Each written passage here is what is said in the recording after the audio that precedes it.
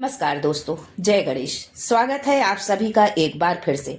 गणपति बप्पा आप व आपके परिवार पर अपनी कृपा दृष्टि सदा सर्वदा बनाए रखे। दोस्तों, यदि आप अपनी लाइफ में नया कुछ सीखना चाहते हैं और हमारे चैनल पर पहली बार आए हैं तो चैनल को सब्सक्राइब करके बेल आइकन जरूर दबाइएगा। दोस्तों, गणेश चतुर्थी का पर्व हम सभी बहुत जोर शोर से मना रहे हैं। बप्पा को मनाने का प्रयत्न भी कर रहे हैं।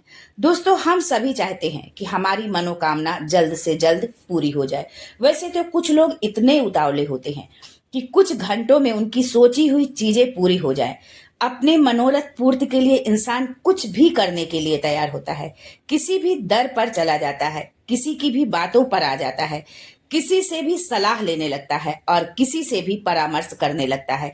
फिर उनके द्वारा बताई गई विधि चाहे सही हो या गलत, कुछ भी करने को तैयार हो जाते हैं। हर चीज सात्विक नहीं होती है। हर चीज, हर उपाय आपके जीवन में सात्विकता नहीं देते। कुछ उपाय, कुछ विधियां गलत भी होते हैं, शीघ्र प्राप्त होती हैं, लेकिन उसके पीछे जो शक्तियां होती हैं वो अच्छी नहीं होती, नकारात्मक होती हैं और बहुत देशी भाषा में अगर कहूं तो बहुत गंदी होती हैं। ऐसी गंदी शक्तियों का सहारा लेकर आप अपनी मनोकामना की सिद्धि करते हैं तो मनोकामना तो सिद्ध हो जाती है, लेकिन इससे आपके जीवन में बहुत नकारात्मक प्रभाव आते हैं, जो समय और भविष्य में आपके घर के किसी भी प्राणी को भोगना पड़ सकता है। किसी भी व्यक्ति के साथ आपको इसका नकारात्मक प्रभाव दिख सकता है, चाहे वो आपके घर में जन्मा 2 दिन का बच्चा हो या कोई बुजुर्ग। आपके घर में कोई भी हो, उसे उसका प्रभाव पकड़ ही लेता है। दोस्तों, अपने जीवन में कुछ भी प्राप्त करने के लिए गलत नकारात्मक चीजों का सहारा नहीं लेना चाहिए। ईश्वर के घर देर है पर अंधेर नहीं है। ईश्वर का दर पकड़ लीजिए, देर होगी पर वहां से जो प्राप्त होगा अलौकिक होगा, इतना दिव्य होगा, इतना प्रकाशमान होगा कि वो आपके जीवन को नहीं, आपके पुस्तों को भी ऊर्जावान कर देगा, उनके जीवन को भी प्रकाश से भर देगा। ऐसे कार्य करिए जिससे आपके घर के हर व्यक्ति को लाभ प्राप्त हो सके। दोस्तों, हमारी यही कोशिश रहती है कि मैं आपको ऐसे उपाय बताऊं जिससे आपको परमात्मा का आशीर्वाद प्राप्त हो, आपके जीवन में हमेशा अच्छी और सकारात्मक चीजें साथ चले। ऐसा ना हो कि किसी भी उपाय से आपका अनिष्ट हो जाए या आपके घर में किसी को उसका नकारात्मक प्रभाव मिले। आज फिर मैं आपके लिए कुछ नया, कुछ अद्भुत, कुछ अलग लेकर आई हूँ। आज का मेरा उपाय प्रथम पूज्य देव गणेश जी का है। गणेश जी का पूजन करने मात्र से नहीं, गणेश जी का पूजन इस तरह करने मात्र से जीवन की सर्व मनोकामना सिद्ध हो जाएगी।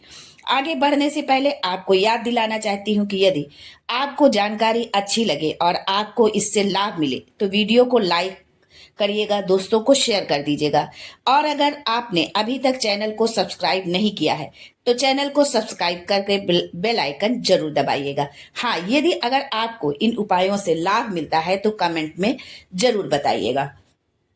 दोस्तों, गणेश जी सर्वप्रथम पूजे जाने वाले देव हैं।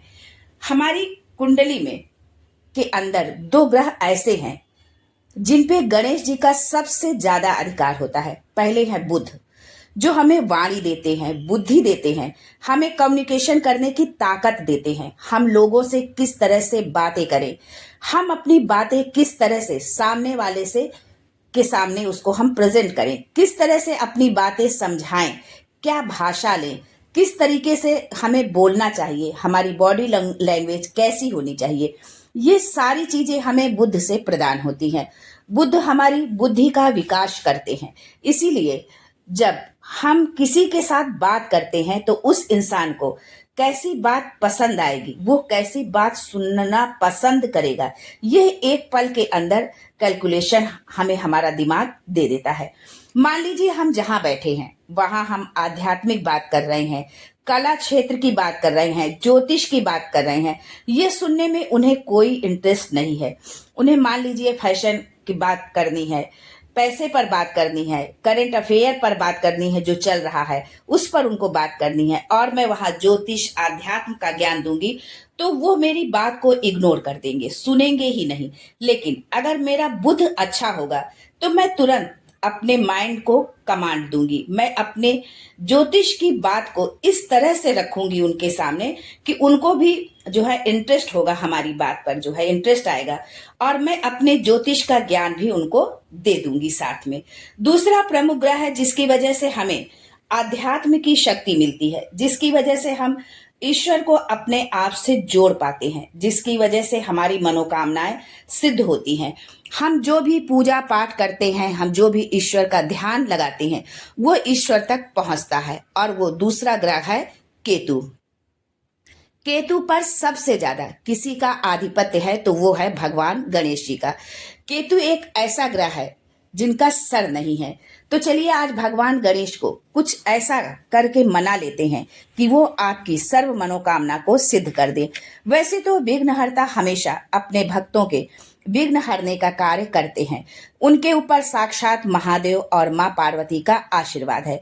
महादेव और पार्वती के ही पुत्र हैं वो, और प्रथम पूजित देव हैं हमारे। उनके बिना हमारे जीवन में कोई कार्य नहीं होता। तो वो बोलिए गणपति बप्पा मोरया।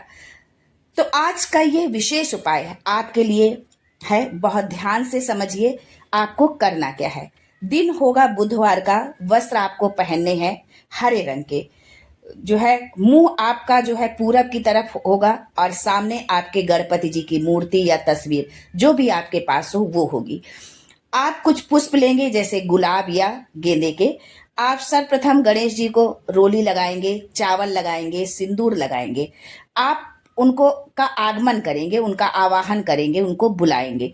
आप बोलेंगे हे गणपति बप्पा, मेरी विनती सुनिए और मेरी बात सुनकर मेरी कामना को पूर्ण करिए।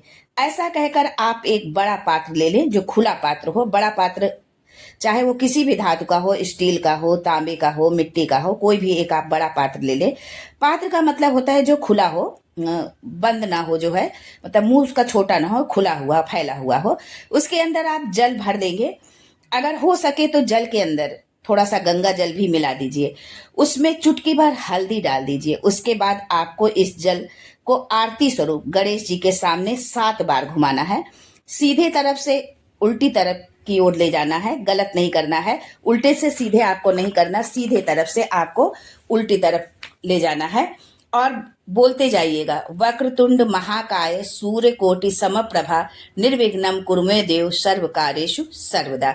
11 बार बोलकर आप आरती आपको उतार देनी है। जल को सामने रख दीजिएगा। अपने दोनों अंगूठों को मिलाइएगा। अपने दोनों पहली उंगली को मिलाइएगा यानी तर्जनी को। बाकी 3 उंगलियों को अंदर मुट्ठी में दबा लीजिएगा और आपस में ऐसा जोड़ लीजिएगा। जो है सामने आप वीडियो में देख सकते हैं, ये मैं करके बता रही हूं आपको। 11 बार अपने मन की मनोकामना उनके सामने बोल दीजिएगा और फिर जल की तरफ अपने हाथों को झुका दीजिएगा।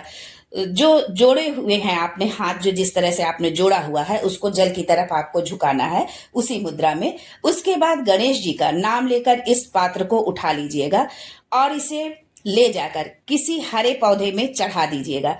तुलसी के पौधे में नहीं आप इसको चढ़ा सकते हैं। गणेश जी के किसी भी पूजन में हम गणेश जी को जो है तुलसी दल जो है नहीं समर्पित करते हैं। उस तुलसी को हम उनसे नहीं जोड़ते हैं क्योंकि उनका थोड़ा सा बैर है तुलसी से। पौधे सभी हरे होते हैं, लेकिन जितना अधिक डार्क ग्रीन होगा ज्यादा आपके लिए वो अच्छा होगा। आप ये जल पौधे में चढ़ा दीजिए। ऐसा आप 3 बुधवार करिए। आपकी जो है बड़ी से बड़ी मनोकामना सिद्ध हो जाएगी। किसी से प्रेम विवाह आपको करना है, किसी को वापस बुलाना है, विदेश जाना है, नौकरी करना है, सरकारी नौकरी चाहिए या बिजनेस आपको सेट करना है, या आपको कोई और चीज है जो प्राप्त करनी है। छोटा सा सरल सा उपाय है, जरूर करिएगा। आपकी मनोकामना जब सिद्ध हो जाए तो पक्षियों को दाना जरूर खिलाइएगा। छोटे बच्चों को गणपति जी का भोग लगाकर अपने हाथ से भोजन जरूर करा दीजिएगा। आज के लिए बस इतना ही दोस्तों, मिलते हैं फिर कुछ नया कुछ अद्भुत लेकर। आपकी मनोकामना पूरी हो जाए तो कमेंट में जरूर बता दीजिएगा। तब तक के लिए जय Ganesh and thanks for watching my video.